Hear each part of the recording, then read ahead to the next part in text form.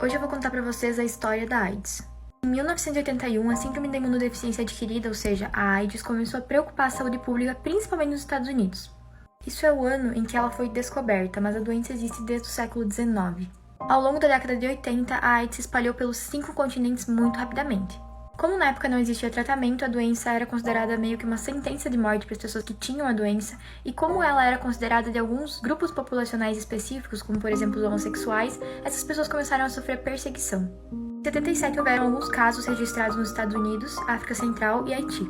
Mas em 1981 a doença começou a chamar mais atenção quando um homem morreu de pneumonia tendo ela. No ano seguinte eles descobriram como a doença era transmitida, que era principalmente por relações sexuais, mas também por uso de seringas, enfim, coisas contaminadas, sangue. Em 1984 foi criado o primeiro teste que conseguia ver no sangue se a pessoa tinha ou não o vírus. Em 1987 a OMS criou o Programa Global sobre a AIDS.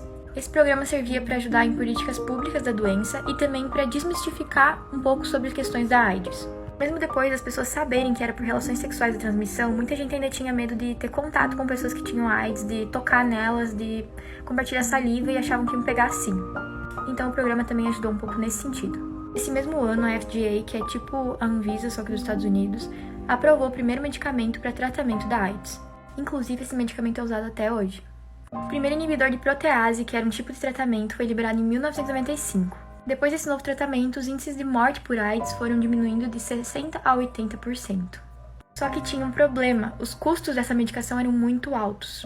Então, em 2001, a ONU criou um fundo global para ajudar no custo desse tratamento. A Organização Mundial do Comércio também permitiu que as indústrias criassem versões genéricas do medicamento, o que também ajudou a baratear os custos. Em 2010 foi criada a profilaxia pré-exposição, chamada PrEP. O PrEP é dado para pessoas que estão em mais risco de contaminação do HIV, como por exemplo garotas de programa. Essa combinação de medicamentos é tomada todos os dias para que essas pessoas estejam preparadas para receber o vírus caso isso aconteça. E aí é como se o organismo estivesse preparado para o HIV. Deu pra entender? Esse medicamento meio que bloqueia alguns caminhos que o HIV usa para entrar no organismo. Então quem toma esse medicamento todos os dias meio que previne que o HIV se instale no corpo dela. Esse medicamento também pode ser usado para quem tem relações sexuais com quem é HIV positivo. O PrEP é gratuito e está disponível no SUS, mas você tem que ter uma indicação de que você precisa tomar esse medicamento. Mas infelizmente, mesmo com tudo isso, as pessoas até hoje continuam se infectando com HIV. E não é pouca gente não.